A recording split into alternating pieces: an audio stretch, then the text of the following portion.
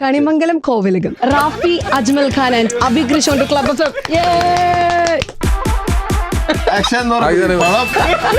എന്റെ ഐഡിയ പടം പഴമല്ല പടം. അടിപൊളി ഇന്റർവ്യൂ. നല്ല ഇന്റർവ്യൂ. ആണാ ഫുൾ പാസ്. അതിനൊരു കയ്യടി. അതിന് 8ാം ക്ലാസ് 9ാം ക്ലാസ് എല്ലാ സബ്ജക്റ്റും നോക്കുമായിരുന്നു. ഇതെന്തോ ടൈപ്പ്, ഇത് മറ്റേ വേറെ എളിമയും കൂടെ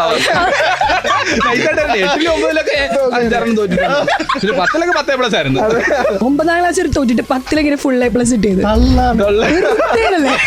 10ാം ക്ലാസ് ആയപ്പോ ഒത്തിരി പഠിക്കൊന്നുമില്ല, കുറച്ചൊക്കെ അല്ലോ പഠിക്കാൻ. കൂടുതലും 10 കുറവാണ്. നിങ്ങൾ രാത്രി എപ്പോഴെങ്കിലും ശവപ്പറമ്പിലൊക്കെ പോയിട്ടുണ്ടോ? ഒരു കാര്യമില്ല, ശരി എന്നാ വരൂ. അല്ല, നിങ്ങൾ ഇതിനു വേണ്ടി എന്തെങ്കിലും പ്രിപ്പയർ ചെയ്യാനൊക്കെ? പിന്നെ ഉമ്മ അസ്സലാമു അലൈക്കും.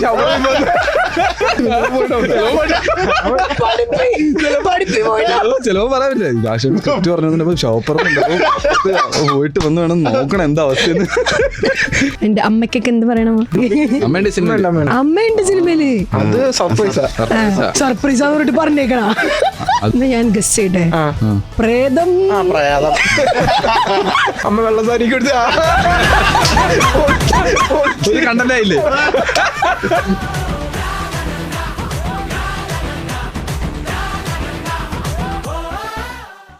ഇന്ന് നമ്മളുടെ ക്ലബ് എഫ്എമ്മിൽ വന്നേക്കുന്ന 3 ആളുകൾ എന്ന് പറയുന്നത് നമ്മളിവിടെ സോഷ്യൽ മീഡിയയിൽ കണ്ടിട്ടുണ്ട്, യൂട്യൂബിൽ കണ്ടിട്ടുണ്ട്, ഇൻസ്റ്റഗ്രാമിൽ കണ്ടിട്ടുണ്ട്, നമ്മൾ TV-യിൽ കണ്ടിട്ടുണ്ട്. ഇനി നമ്മൾ സിനിമയിൽ കാണാൻ പോവാണ്. Let's welcome Rafi, Ajmal Khan and Abhikrish on club FM. എന്തൊക്കെയുണ്ട്? സുഖം, സന്തോഷം, സമാധാനം, പക്ഷെ ടെൻഷനും. എന്തിനാ ടെൻഷൻ? ഇറങ്ങാൻ പോകല്ലേ, അപ്പൊ ടെൻഷൻ വേണോ അല്ലെ? കുറച്ച്. കണിമംഗലം കോവിലകം, ശരിക്കും ഈ പേരെങ്ങനെ വന്നേ? ആക്ച്വലി ഇത് ശരിക്കും പറഞ്ഞാൽ ഇതൊരു സീരിയസ് പരിപാടിയായിരുന്നു. അതായത് വെബ് സീരീസ് ആയിരുന്നു. 2017, 2019 കാലഘട്ടത്തിൽ തുടങ്ങിയ പരിപാടിയാണ്, കൊറോണ സമയത്ത്. അപ്പം രാജേഷ് മോഹനാണ് രാജേഷേട്ടൻ അതിന്റെ ഡയറക്ടറായിട്ട് നിന്ന്. എന്റെ DOP അജയ് ഫ്രാൻസിസ് ജോർജ്, പിന്നെ പ്രൊഡ്യൂസർ ടോണി ജോസ്കോ, ഞങ്ങൾ കുറച്ച്, പിന്നെ മുടിയൻ, ഞാൻ, ധനിൽ, അങ്ങനെ കുറച്ച് ആൾക്കാർ കൂടി ചേർന്നിട്ട് ഒരു പരിപാടി രാജേഷേട്ടൻ്റെ അതിൽ തുടങ്ങിയതാ. അന്നൊന്നും നമ്മൾ വിചാരിച്ചില്ല ഇതൊരു സിനിമ വന്നു. പക്ഷെ എന്തോ അറിയില്ല, പടച്ച സാഹിത്യ ഒരു സിനിമയായി. സീരിയസ് ഇതുമായിട്ട് വലിയ ബന്ധങ്ങളൊന്നുമില്ല, പക്ഷെ ഹോസ്റ്റൽ ബേസ്ഡ് സ്റ്റോറിയാണ്. സിനിമ വരുമ്പോഴത്തേക്ക് കുറച്ചൊരു വലിയ സ്കെയിലിൽ വന്ന് അടിപൊളി പരിപാടിയായിട്ട് വന്നിട്ടുണ്ടെന്ന് വിശ്വസിക്കും. അടിപൊളി. അത് ആദ്യമായിട്ടാണ് ഒരു സീരീസ് സിനിമ ആവണത്. അപ്പൊ അതിന്റെ ഒരു എക്സൈറ്റ്മെന്റ് ഉണ്ടല്ലോ definitely. How do you guys feel? Happy. അങ്ങനെ ഒറ്റ വാക്കിൽ ഒതുക്കാൻ പറ്റില്ല. നല്ല സന്തോഷമുണ്ട്, കാരണം റീൽസ് ഒക്കെ ചെയ്തിട്ട് പെട്ടെന്ന് ഏറ്റവും വലിയ പ്ലാറ്റ്ഫോം അല്ലേ സിനിമ.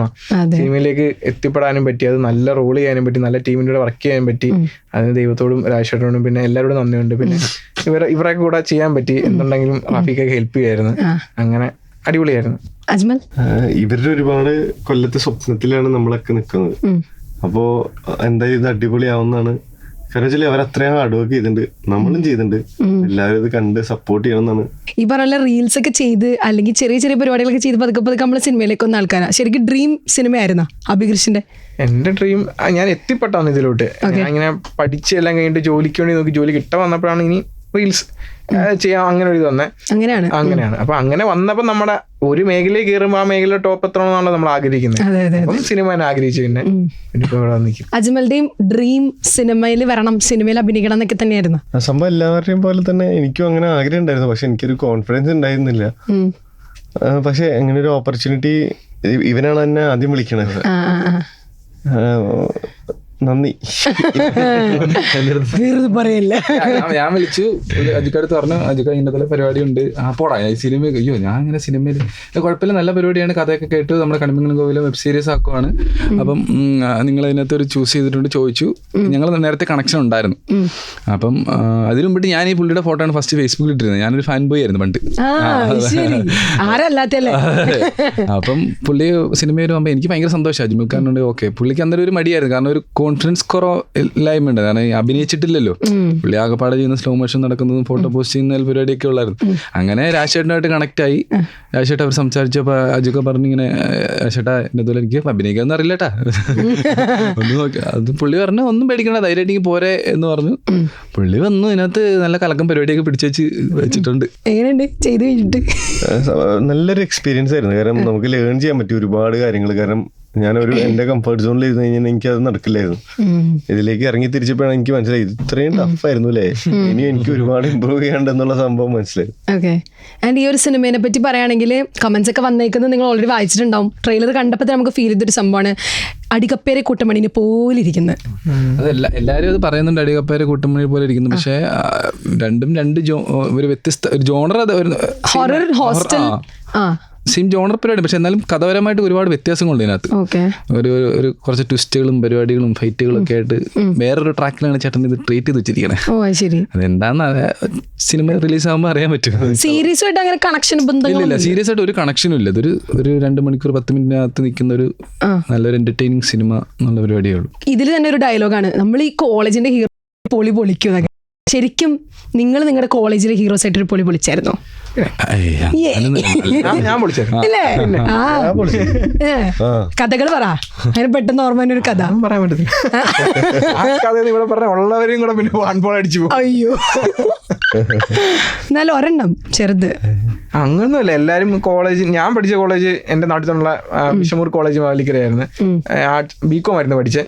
അപ്പൊ അവിടെ എല്ലാം ഉണ്ട്, രാഷ്ട്രീയമുണ്ട്, നല്ല സുഹൃത്തുക്കളുണ്ട്, എല്ലാം ഉണ്ട്. ഒരു കോളേജിൽ എന്തൊക്കെ കിട്ടും അതെല്ലാം കിട്ടി, അടിപൊളിയായിരുന്നു. അജ്മൽ? അങ്ങനെ ഞാൻ ആ സമയത്ത് ഹാപ്പി ഡേയ്സ് എന്ന് പറഞ്ഞൊരു മൂവി ഇറങ്ങിണ്ടായിരുന്നു.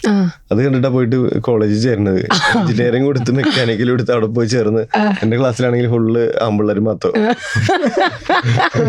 ഹാപ്പി ഡേയ്സ് അതെ, നോക്കുമ്പോ എല്ലാരും പേര് പോലും ഓർമ്മയില്ല. അവിടെ ഇപ്പം ബാലാജി, അണ്ണപ്പൻ, അങ്ങനെയൊക്കെ. പക്ഷെ ഒരു ഫാത്തിമ ഐഷൊക്കെ പ്രതീക്ഷ പോയതാണ്.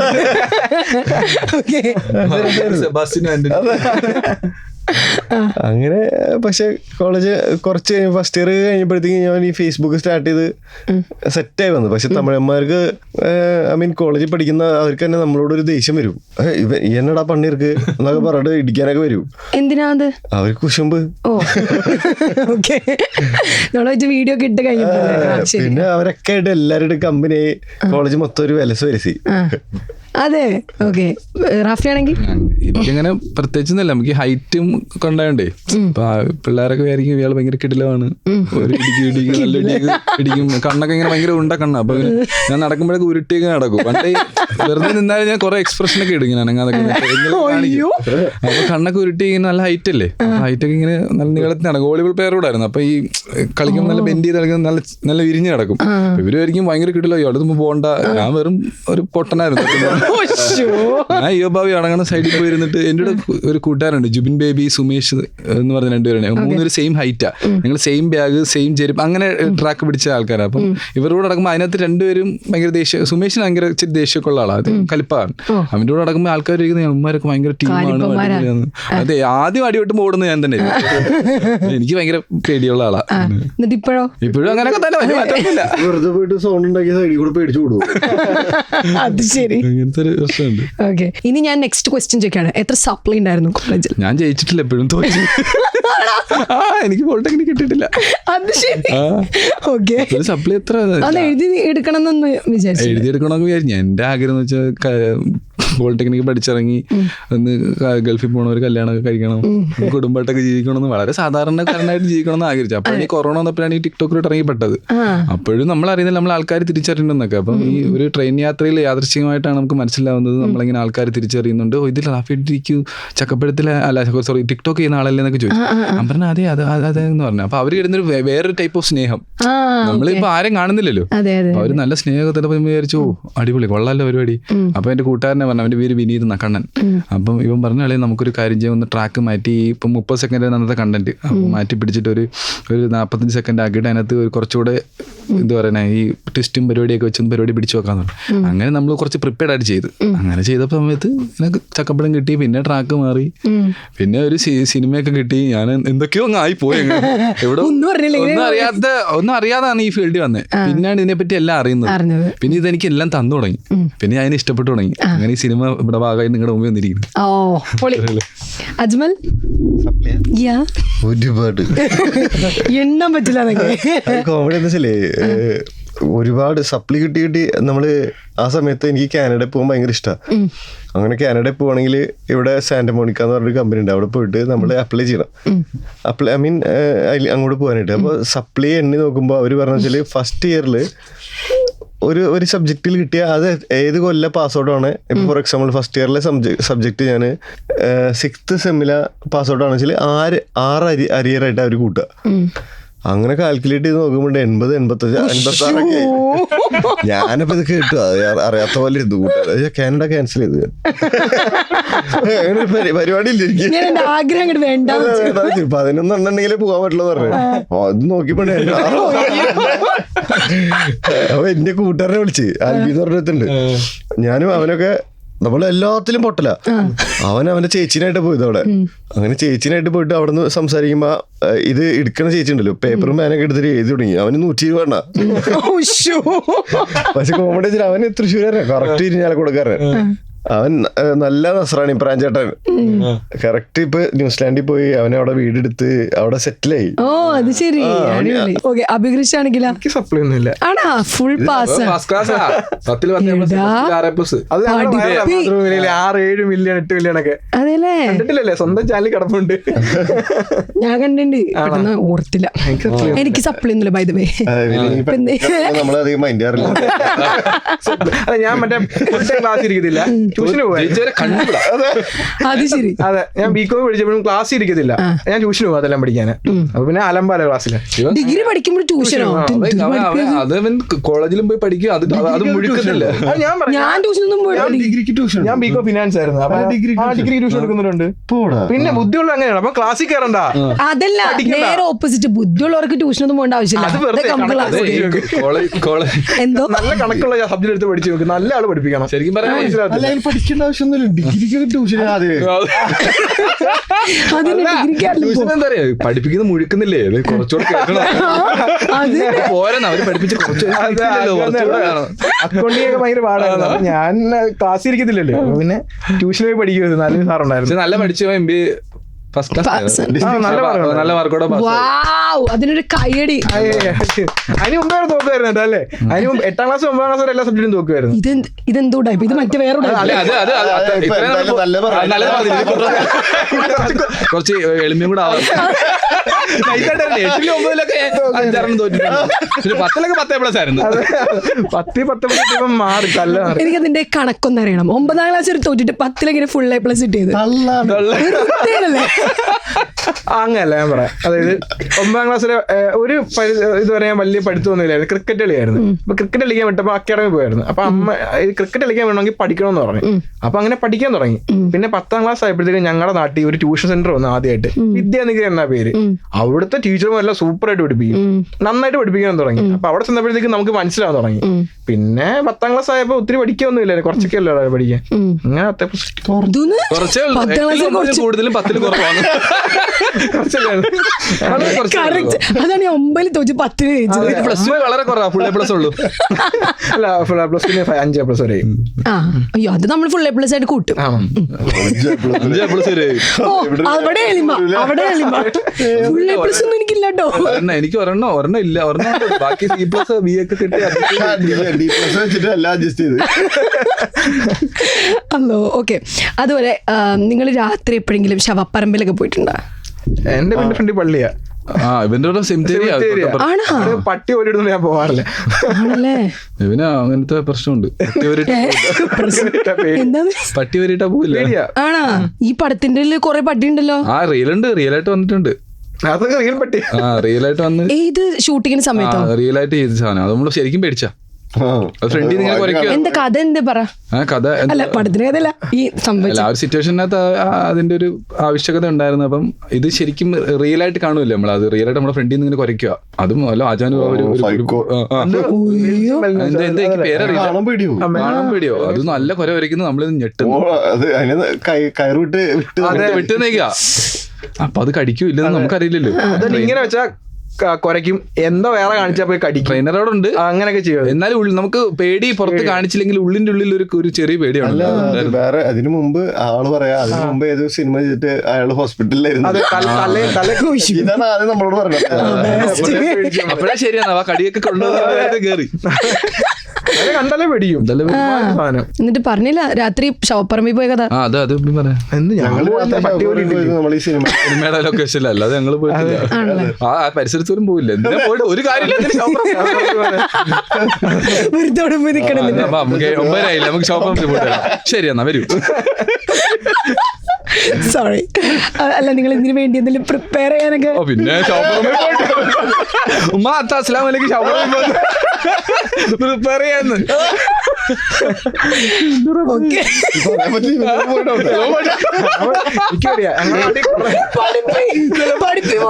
ചിലപ്പോ പറയാനില്ല, രാഷ്ട്രീയ കുറ്റു പറഞ്ഞപ്പോ ഷോപ്പറമ്പ് പോയിട്ട് വന്ന് വേണം നോക്കണം എന്താ അവസ്ഥയെന്ന്. നെക്സ്റ്റ്, പ്രേതങ്ങളെ വിശ്വസിക്കുന്നുണ്ടോ? പിന്നെ ഉറപ്പായിട്ടും വിശ്വസിക്കുന്നുണ്ട്. എന്താ കണ്ടാ പേടിക്കുമല്ലോ. കണ്ടിട്ടുണ്ടോ? അപ്പൊ ചില സമയങ്ങളിലൊക്കെ നമുക്ക് ഫീൽ ചെയ്യും. എന്റെ പ്രേതത്തിന്റെ എനിക്ക് ഫീൽ ചെയ്തിട്ടില്ല. ആണോ? അല്ലേ? പട്ടിനെ മാത്രമേ പേടിയുള്ളൂ. പട്ടിനെയും പേടിയൊന്നുമില്ല.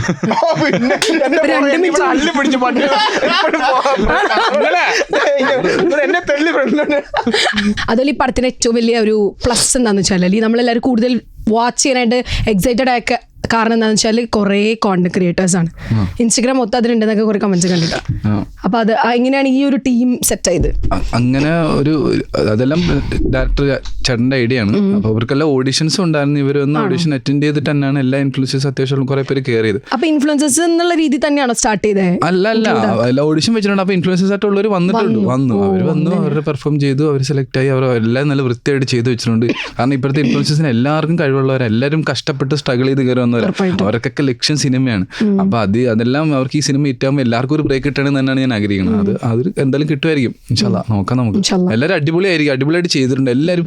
ആർക്കും അങ്ങോട്ടും ഇങ്ങോട്ടും ഇപ്പോഴത്തെ ആൾക്കാർക്ക് ഒരു ചാടയില്ലടോ. എല്ലാവരും അടിപൊളി മനുഷ്യന്മാരാണ്. ഞങ്ങൾ തുടങ്ങിയ സമയത്ത് എന്ന് പറഞ്ഞാൽ അങ്ങനെ കോമ്പറ്റീറ്റ് ചെയ്യുന്ന ആൾക്കാർ ആരും ഇല്ല, വളരെ കുറച്ച് ആൾക്കാരൊക്കെ ഉള്ളായിരുന്നു. ഇപ്പൊ ഒരുപാട് പേരായി. പക്ഷെ എന്നാലും നമുക്ക് തരുന്ന റെസ്പെക്ട് നമ്മളെ കാണുമ്പോൾ റാഫിക്ക ഞങ്ങൾ വീഡിയോ ഒക്കെ പണ്ട് കണ്ടിട്ടുണ്ട്, അതൊക്കെ കണ്ടിട്ടാണ് നമ്മളിങ്ങനെ ചെയ്യണേ. അല്ലെങ്കിൽ ഇപ്പൊ അജുവിന്റെ അടുത്തായാലും നിങ്ങളുടെ ഫോട്ടോസ് നിങ്ങൾ കണ്ടിട്ടുണ്ട്. ഇപ്പൊ അബിയൽ എൻ്റെ അടുത്ത് പറഞ്ഞിട്ടുണ്ട്, റാഫിക്ക നിങ്ങളുടെ വീഡിയോസ് ഒക്കെ വണ്ടി കണ്ടിട്ടുണ്ട് എന്ന് പറയുമ്പോൾ ഭയങ്കര സന്തോഷം. ആർക്കും അങ്ങനെ ഒരു ഇതുമില്ല, എല്ലാവരും നല്ല ചില്ലായിരുന്നു, നല്ല സമാധാനമായിട്ട് ഷൂട്ട് ചെയ്തു. ഇപ്പൊ അജ്മൽ ഖാന്റെ കാര്യം പറയുമ്പോൾ ഇപ്പൊ ഓൾറെഡി ആൾക്കാരൊക്കെ പറഞ്ഞ പോലെ തന്നെ ഓൾറെഡി നമ്മൾ കണ്ടിട്ടുണ്ട്, ഫോട്ടോസ് കണ്ടിട്ടുണ്ട്. അതുപോലെ തന്നെ ഈ ഇൻഫ്ലുവൻസർ എന്ന് പറഞ്ഞ ആ ഒരു പേര്, ആ ഒരു ടൈറ്റിൽ നമ്മൾ അറിയാൻ തുടങ്ങിയ കാലത്തിന് മുൻപേ ഇൻഫ്ലുവൻസർ ആയ ആളാണ് അജ്മൽ ഖാൻ. അപ്പൊ ആ ഒരു ജേർണി എന്ന് പറഞ്ഞുതരോ? അതല്ല, കുറച്ചുകൂടി എക്സ്പ്ലനേഷൻ. എങ്ങനെയാണ് ആ ഒരു ഇൻഫ്ലുവൻസർ? ഇതിങ്ങനെ പറയൂ, നിങ്ങൾ ഒരു ഭയങ്കര ഡീറ്റെയിൽ ആയിട്ട് ഒരു പാരഗ്രാഫ്. അജ്മൽ ഖാൻ ഇങ്ങനെ, അതായത് 2014 താങ്കൾ കാലഘട്ടം തുടങ്ങിയ സമയത്ത് ആരും ഇല്ലായിരുന്നു, താങ്കൾ ഇൻഫ്ലുവൻസ് എന്നുള്ള ഒരു പദവിയുടെ കൊണ്ടുവന്നു, അടിപൊളിയായിട്ട് ചെയ്തു. എന്താണ് അജ്മൽ ഖാന്റെ അഭിപ്രായം? അടിപൊളി, സന്തോഷം. അങ്ങനെ പറയരുത് പ്ലീസ്. ഇല്ല, ഒന്നുമില്ല, ഇത്ര വലിയ ക്വസ്റ്റ്യൻ അല്ലേ? അത് പണിയെടുത്ത് കഷ്ടപ്പെട്ട് തന്നെ വന്നതാണ്. ഉറപ്പായിട്ടും സംബന്ധിച്ചാല് നമ്മളെ ജേണി എന്ന് പറഞ്ഞാല് നമ്മള് ഒരുപാട് കുറെ കാര്യങ്ങൾ ആഗ്രഹിക്കും.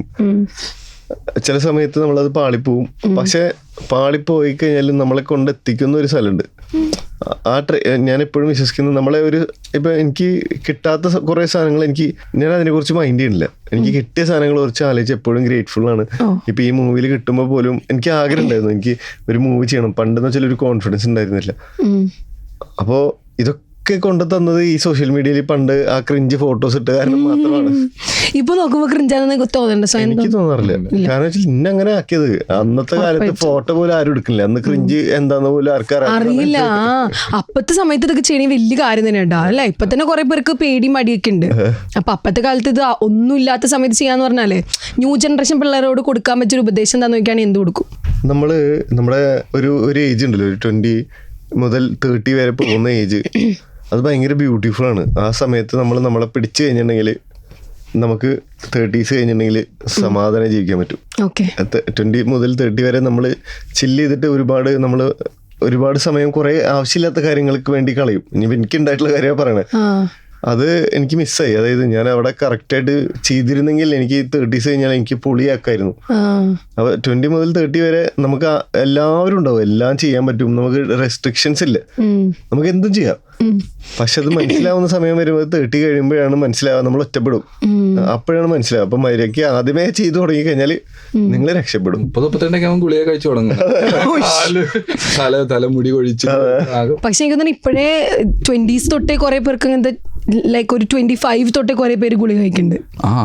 അപ്പോഴേ അവർക്ക് പ്രായമായി, ഞങ്ങക്ക് പ്രായമായിട്ടില്ല, എല്ലാവർക്കും പ്രായമായിരിക്കണം. കിഡ്സിന്റെ ഒരു പ്രത്യേകത എന്ന് വെച്ചിട്ടുണ്ടെങ്കിൽ 30 കഴിഞ്ഞിട്ടുണ്ടെങ്കിൽ നേരെ 28ലേക്ക് എത്തി. 30 കഴിഞ്ഞാൽ 28 തിരിച്ചു വരുവാ, എങ്ങിലോട്ട് പോവാ. അന്ന് എന്താ പ്രായം പറയില്ല, കുറഞ്ഞു പോവാ. 28 അത് ശരിയാട്ടാ. അതെ, അങ്ങനെ കുറെ പേര് എനിക്കറിയാം. എത്ര വയസ്സായി ഇവിടെ 28-29 ചിലപ്പോ എന്താണ് ഷുഗർ ഡാഡി ആയിക്കോട്ടെ. ആൻഡ് അഭികൃഷ് ഇപ്പൊ ഇൻസ്റ്റഗ്രാമിൽ റീൽസ് ഒക്കെ ചെയ്ത് ഭയങ്കര ഇപ്പൊ 1 million അടിച്ചിട്ടുണ്ട്. എന്റെ അമ്മയ്ക്കൊക്കെ എന്ത് പറയണം? അമ്മേന്റെ സിനിമ, അമ്മയുണ്ട് സിനിമയില്, ട്രെയിലറിൽ കണ്ടില്ല?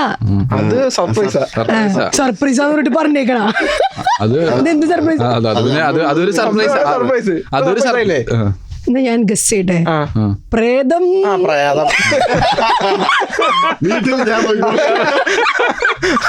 അടിപൊളിയായിരിക്കും. അമ്മ വെള്ളസാരി കൊടുത്ത് കണ്ടല്ലേ?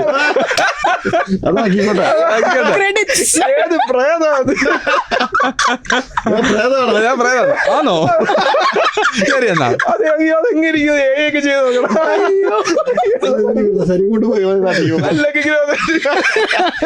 പക്ഷെ അവര് നല്ലൊരു കണക്ഷൻ, അമ്മമ്മ ഭയങ്കര ഒരു സ്നേഹം, അങ്ങോട്ടും ഇങ്ങോട്ടും നല്ല ഒരു ട്രോളും, നല്ല സെറ്റപ്പാണ്, അടിപൊളി മെമ്പറാണ് അമ്മ.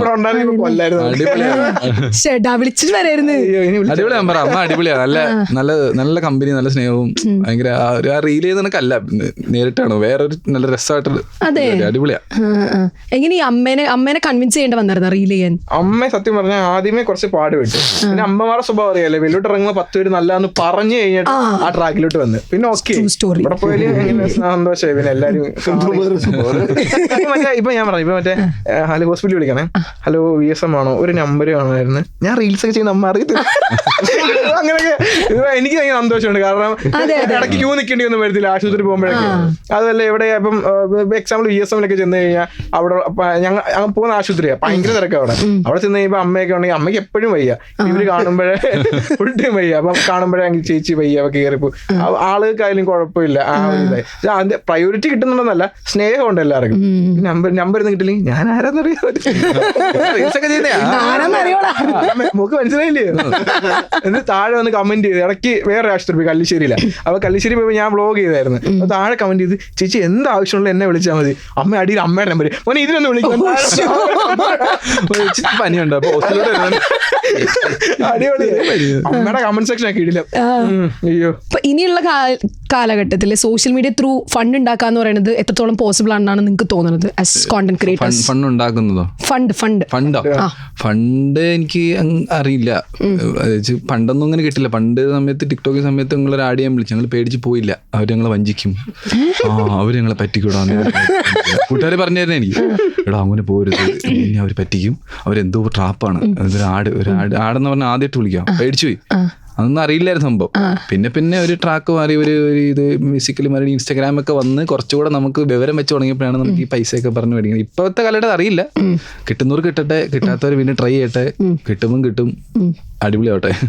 ഓക്കെ, ഇൻസ്റ്റാഗ്രാമിലാണെങ്കിലും ഇപ്പൊ റീൽസ് ഒക്കെ ഇട്ട് കുറച്ച് റീച്ച് കിട്ടി, കുറച്ച് കൊളാബൊക്കെ കിട്ടാനായിട്ട് കുറെ പിള്ളേർ ഇപ്പൊ നോക്കുന്നുണ്ട്.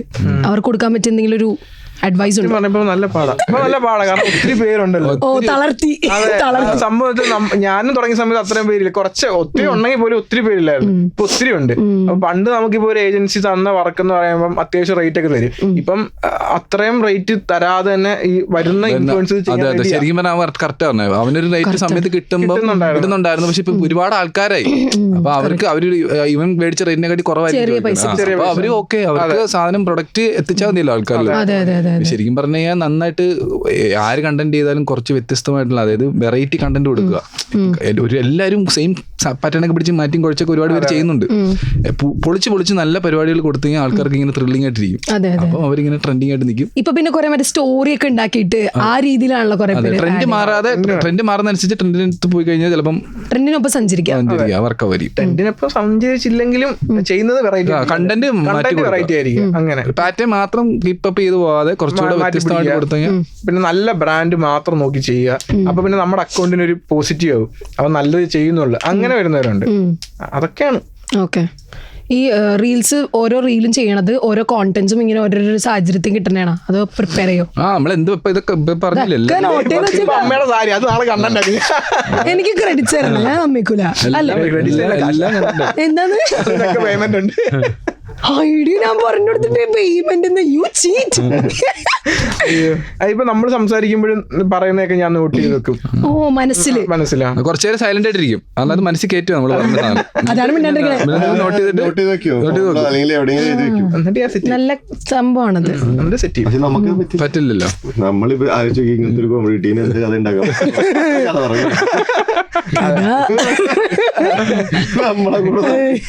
അതൊക്കെ ഓരോരുത്തരുടെ കഴിവല്ലേ.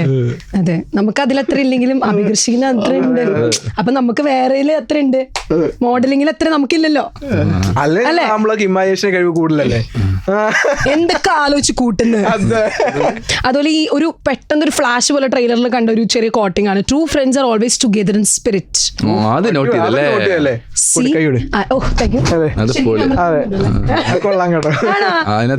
പരിപാടി ഉണ്ട്. അത് തിയേറ്ററിൽ വരുമ്പോൾ എല്ലാവർക്കും അത് മനസ്സിലാവും.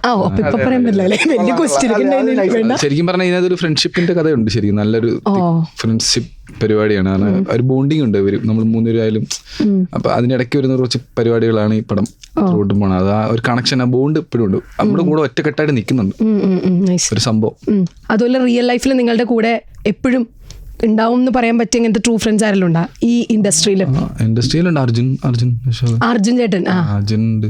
നമ്മളൊരു 3 പടം ഒരുമിച്ച് ചെയ്ത് മൂന്നിലും എനിക്ക് ഭയങ്കര കംഫർട്ട് സോണാണ് അവിടെ നിൽക്കുമ്പോൾ. സൈഡ് കൂട്ടുകാരൻ്റെ റോള കൂടുതലും കിട്ടി. അവൻ്റെ ഒരു കംഫർട്ടായിരുന്നു. തലവരെ ആയിക്കോട്ടെ, ദീപ്രമിനെ ആയിക്കോട്ടെ, സുമതിയോളം ആയിക്കോട്ടെ, നമ്മളെ ട്രീറ്റ് ചെയ്യുന്ന രീതി ആയാലും നമുക്ക് ഭയങ്കര ഇഷ്ടമാണ്. എനിക്ക് ഭയങ്കര സമാധാനമാണ് അവൻ്റെ കൂടെ നിൽക്കുമ്പോൾ. ഓക്കെ, രക്ഷപ്പെട്ട അർജുൻ്റെ പടം, ഓക്കെ ഞാൻ റെഡി, ഒന്നും കേൾക്കണ്ട, റെഡിയാണ് എന്നുള്ള പരിപാടിയാണ് അവൻ്റെ കൂടെ. പിന്നെ ബാലുച്ചേട്ടനെ അറിയാം, അങ്ങനെ കുറെ പേരെ അറിയാം, കുഴപ്പമില്ലാത്ത രീതിയിൽ. ബാലു വർഗീസ്. ആൻഡ് പാട്ട് കണ്ടു, ഒരു ഡാൻസ് എങ്ങനെയുണ്ടായി? ഡാൻസ് ഒക്കെ കളിച്ചായിരുന്നു. 2:55 ഒരു സംഭവം. പാട്ട് ഇറങ്ങി കഴിഞ്ഞിട്ട് കമന്റില് 2:55. എനിക്ക് ഉറപ്പത് മനസ്സിൽ ഇത് എനിക്കുള്ള ആളുള്ള ഞാൻ കൊണ്ട് ഇങ്ങനെ ആക്കട്ടെ. ഈ ഡാൻസ് ജീവിതത്തിൽ കളിച്ചിട്ട് അതാണെങ്കിൽ ഷൂട്ട് നടക്കുന്ന സമയത്ത് ഓരോ പാട്ട് സീനിലും ഡാൻസിന്റെ സ്റ്റെപ്പ് വരും. ഞാൻ ഈ സൈഡിൽ കൂടെ ഇവരും ഈ പറഞ്ഞത് അല്ലക്കില്ലേ ഹാജർ ഫസ്റ്റ്. പക്ഷെ ഭാഗ്യത്തിന് അതിലൊന്നും പെട്ടില്ല. ഒരൊറ്റെണ്ണം പെട്ട് 2:55.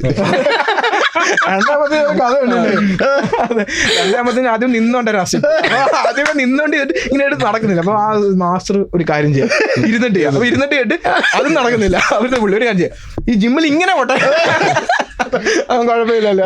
2 സെക്കൻഡ് ഭയങ്കരമായിട്ട് വർക്ക് ചെയ്തവര്. പക്ഷെ ഡാൻസ് അറിയാത്ത ഒരാൾ കളിക്കുന്ന അതല്ലേ വലിയ കാര്യം. ഭയങ്കര കാര്യം അത്. അറിയാത്ത പരിപാടിക്ക് പോവാ, നമുക്ക് എത്ര മോട്ടിവേഷൻ പോവാണ്ടിരിക്കണ ഏറ്റവും ബെസ്റ്റ്. ആകെ 40 പറയും നമുക്ക് മോട്ടിവേഷൻ ഭയങ്കര സാധനങ്ങളൊക്കെയാ. കളിക്കുന്നവരൊക്കെ പറഞ്ഞു ഞാൻ കളിച്ചിട്ടില്ല, ഞാൻ മുങ്ങി, ഇതിന്റെ കൂടെ തന്നെ ഞാൻ മുങ്ങിയായിരുന്നു, എനിക്കറിയില്ല കളിക്കാൻ. അപ്പൊ അങ്ങനെ പിടിച്ചു ലാസ്റ്റ് ഒന്ന് മൈൻഡ് ഇട്ട് പഠിപ്പിച്ച്. നമ്മളെ മറ്റേ സൂര്യയുടെ പാട്ടൊക്കെ ഇത് പഠിപ്പിക്കുന്ന ആളെ വരുന്നത്. ഇയാള് വന്നിട്ട് ഡാൻസ് കളിപ്പിക്കാൻ എന്റെ അടുത്ത് ഞാനല്ല ഇവരെ കാണുന്നില്ല. പുള്ളി സമ്മതിക്കുന്ന സമയത്തും ഞാൻ ഡാൻസ് കളിക്കുന്നത് അതിനകത്ത് കുറച്ചായിട്ട്. എന്നിട്ട് ഞാൻ പിന്നെ വീണ്ടും കുറച്ചുകൂടെ സ്റ്റെപ്പ് ആഡ് ചെയ്യണം ചെയ്യണം പറഞ്ഞപ്പോൾ ഞാൻ എനിക്ക് അറിയത്തില്ല, ഞാൻ ഓടി തള്ളി. ഞാൻ മാസ്റ്ററിൻ്റെ എല്ലാം കഴിഞ്ഞിട്ട് പറഞ്ഞു സുമതി ഷൂട്ട് ചെയ്ത് ആ പാട്ട് സീൻ കഴിയുന്നതിന് മുമ്പിട്ട് പറഞ്ഞ് മാസ്റ്റർ ഞാൻ എന്തായാലും പഠിക്കും, അടിപൊളിയാവും. അതേ മാസ്റ്റർ ഇവിടെ വന്നിട്ട് ഞാൻ മുങ്ങി. എന്നിട്ട് 1-2 സ്റ്റെപ്പൊക്കെ ചെയ്തിട്ട് പിന്നെ മാസ്റ്റർ എടുത്ത് പറഞ്ഞു മാസ്റ്റർ കണ്ടിപ്പാ ഞാൻ അടുത്ത മൂവിയിൽ ട്രൈ ചെയ്യണം. എടാ മുട്ടാ നീ അന്തമാതിരി താൻ അന്ത സൊന്നൊക്കെ പറഞ്ഞ് മാസ്റ്റർ കളിയൊക്കെ അടിപൊളിയായിരുന്നു പറഞ്ഞു. മാസ്റ്റർ ഹാപ്പിയായി. നല്ലൊരു പാട്ടാണെന്ന് ഇറങ്ങോണ്ടിനി. ആദ്യമേ പോയിട്ട് ഞാൻ പറഞ്ഞു ഞാൻ ഇങ്ങനെയൊക്കെ കാണിച്ചു കൊടുത്തു. എന്നിട്ട് ഞാൻ പറഞ്ഞു ഇതൊക്കെ പറ്റുള്ളൂ ഇതിനെ കൊണ്ട്. അപ്പൊ ആള് പിന്നെ വിളിച്ചിട്ടില്ലല്ലോ, കയ്യിലുള്ള 2 സ്റ്റെപ്പ് ഇതിനെ കൊണ്ടൊന്നും നീ പൊക്കോ. അങ്ങനെ ഇതുപോലെ അടിപൊളി ആവട്ടെ നമ്മുടെ സിനിമയും. അതെ അതെ സത്യം. ഇത്രയും പെട്ടെന്ന് തിയേറ്റേഴ്സിലേക്ക് വരാണ് ഈ മാസം തന്നെ. നിങ്ങൾക്ക് എന്താണ് പറയാനുള്ളത്? ജനുവരി 16 നമ്മുടെ പടം ഇറങ്ങാണ്. വളരെ ഒരു സാധാരണ രീതിയിലുള്ള ഒരു പടമാണ്, പക്ഷെ അതിനകത്ത് നിങ്ങൾക്ക് എൻഗേജിങ് ആവുന്ന ഒരുപാട് കാര്യങ്ങളുണ്ട്, എല്ലാ എലിമെൻറ്റ്സ് ഉണ്ട്, പിന്നെ കുറേ പേരെ കഷ്ടപ്പാടാണ്. അപ്പോൾ എല്ലാവരും ഇൻഷാ അല്ലാ നിങ്ങൾ തന്ന സപ്പോർട്ട് കൊണ്ടാണ് ഞങ്ങൾ ഇത്ര ഇവിടം വരെ എത്തിയത്. ഇനി ഞങ്ങൾക്ക് ആ സപ്പോർട്ട് തരണം. നിങ്ങളുടെ സപ്പോർട്ടാണ് നമ്മുടെ വിജയം. എല്ലാവരും പോയി തിയേറ്ററിൽ തന്നെ പടം കാണണം. ജനുവരി 16 കണിമംഗലം കോവിലകം. Thank you. ഈ പറഞ്ഞ പോലെ തന്നെ നമ്മുടെ എല്ലാവരും ഒരു സ്വപ്നമാണ്. നമ്മള് വലിയ അതായത് ഒരു ബാഹുബലിയും KGF അങ്ങനത്തെ ഒരു സീനിൽ ചിന്തിക്കാണ്ട് ഒരു നല്ലൊരു പടം എന്ന് പറഞ്ഞിട്ട് ചിന്തിച്ച് കഴിഞ്ഞിട്ട് പോയി കഴിഞ്ഞാൽ നമുക്കും അത് ഭയങ്കര ഹാപ്പി ആയിരിക്കും. കാരണം നമ്മളാരും റാഫി മാത്രമേ ഉള്ളൂ നമ്മളിൽ കുറച്ച് എക്സ്പീരിയൻസും സംഭവങ്ങളൊക്കെ ഉള്ളു. നമ്മളൊക്കെ പുതിയൊരു എക്സ്പീരിയൻസ് ചെയ്ത നമുക്ക് ചെയ്യാൻ പറ്റുന്നതിൽ ഏറ്റവും എൻ്റെ വരെ നമ്മൾ ചെയ്തിട്ടുണ്ട്. അപ്പോൾ ഇവരുടെയൊക്കെ നിങ്ങളുടെയൊക്കെ സപ്പോർട്ട് കിട്ടാണ്ട് നമുക്ക് ഒരിക്കലും ഇതിൽ രക്ഷപ്പെടാൻ പറ്റില്ല. അപ്പോൾ എല്ലാവരും ഹെൽപ്പ് ചെയ്യണം.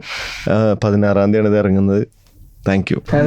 ജനുവരി 16 പടം. പക്ഷെ ഭയങ്കര സന്തോഷമുണ്ട് കേട്ടോ, കാരണം ഇത് സന്തോഷം ഇടയ്ക്കിടയ്ക്ക് വന്നു. അത് എല്ലാരും ഭയങ്കര സങ്കടമൊക്കെ. അവര് തന്ന സ്നേഹം കൊണ്ട് മാത്രമാണ് പടത്തിൽ സെലക്ട് ചെയ്തതും അത്രയും റീൽസ് ഒക്കെ ചെയ്തുകൊണ്ട്. പിന്നെ അപ്പം അവര് തന്നെ സ്നേഹിച്ചാല് അവര് തന്നെ ഒന്ന് കണ്ടാലേ രക്ഷപ്പെടത്തുള്ളൂ. അപ്പം പടം കാണണം. എനിക്ക് സത്യം പറഞ്ഞാൽ റാഫിക്ക് പറയുന്ന പോലെ പറയാൻ പറ്റുന്നില്ല. അത് കുഴപ്പമില്ല,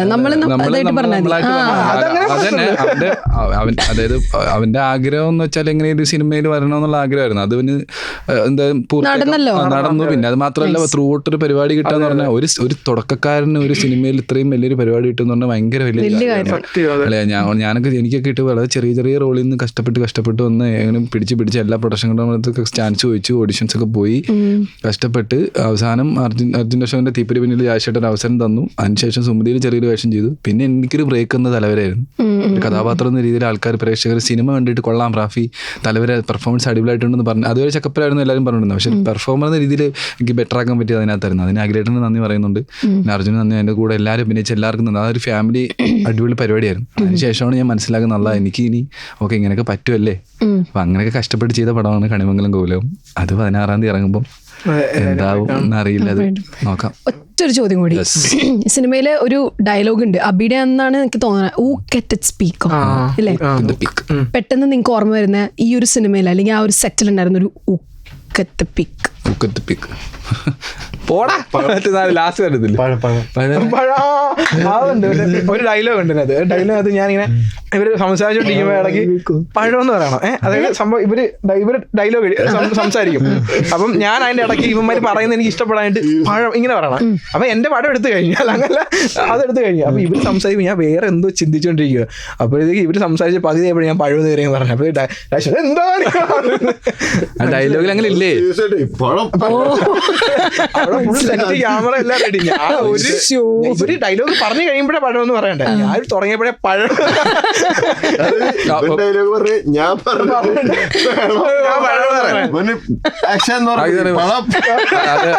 തോളിത്തട്ടി എന്താ എനിക്ക് ഓർമ്മയുണ്ട്. തോളിത്തട്ടി അതായത് നമ്മൾ ചെയ്ത കുറച്ച് പ്ലാൻ ചെയ്ത് എന്തോ ചെയ്യണം അങ്ങനെ വലിയ സെന്റൻസ് ഉണ്ട്. അതിൽ അതേടാ അതെ ബോസേ അതിന്റെ ഇടയ്ക്ക് അത് കഴിഞ്ഞിട്ടാണ് പഴം എന്ന് പറയുന്നത്. നമ്മൾ പ്ലാൻ ചെയ്യുന്ന അനുസരിച്ച് എല്ലാം നടക്കണം പഴം. അപ്പൊ ഞാനിങ്ങനെ ഇപ്പല്ലോ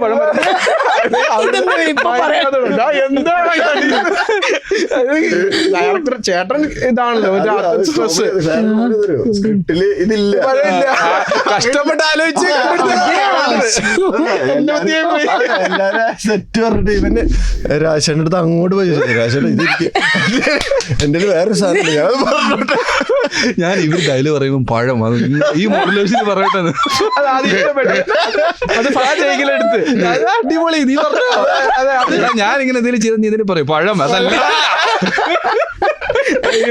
എന്റെ ഐഡിയ ആയി പോയി. അതെ, ഞാൻ നോക്കിയപ്പോ ഡയറക്ടറും കാലിപ്പോ ഇങ്ങനെ ഇരിക്കുന്നു, ബാക്കി എല്ലാവരും ചിരിക്കുക. എനിക്ക് കരക്കലായിരുന്നു. അയ്യോ, പഴം പറയാൻ പറ്റുന്നില്ല. ഒരാവശ്യമില്ലാതെ പഴം കൊണ്ടിട്ടത് അത്. എന്നിട്ട് അത് ശരിയാക്കിയ അത് പഴം തന്നെ പറഞ്ഞു. അത് പഴം ഏറ്റെടുത്തില്ല, ആവശ്യമൊന്നുമില്ല പഴം. ഉള്ളിൽ കരഞ്ഞോണ്ടിരിക്കല്ലേ. Okay done. അപ്പൊ താങ്ക് യു സോ മച്ച് ഇത്ര നേരം അവളോട് സംസാരിച്ചതില്. പടം അടിപൊളിയാണ്. പഴമല്ല, പടം അടിപൊളിയാവട്ടെ. അതെ അതെ, ഇൻഷാല്ലാ എല്ലാവരും പോയി പടം കാണുക, സപ്പോർട്ട് ചെയ്യുക. Thank you. അടിപൊളി ഇന്റർവ്യൂ. നല്ല അല്ല നല്ല ഇന്റർവ്യൂ, അടിപൊളി ഇന്റർവ്യൂ. ഞങ്ങൾ അടിപൊളിയായിരുന്നു. നല്ല സന്തോഷമല്ലേ, നമ്മൾ ചില്ലായിട്ടിരുന്നു. അടിപൊളിയായിരുന്നു, സെറ്റ്. അതുപോലെ മറ്റേ ഞങ്ങളുടെ പടത്തിനകത്ത് എല്ലാവരും ഇന്റർവ്യൂ കണ്ടിട്ട് കോമൺ ആയിട്ട് പറഞ്ഞ കാര്യം അടികപ്പേരെ കൂട്ടണേ, അതല്ലാതെ കോട്ടൊക്കെ നോക്കി പറയുന്ന ഒരു നല്ല സത്യം പറഞ്ഞാൽ നല്ലൊരു ഇന്റർവ്യൂ ആയിരുന്നു. എല്ലാ കാര്യങ്ങളും കറക്റ്റ് ആയിരുന്നു. അല്ലാ, എനിക്ക് മാത്രം നല്ല. എനിക്ക് ഫുഡ് വേണ്ട, എന്നാ കഴിക്കണ്ട. Okay bye. Bye. Thank you so much. Thank U.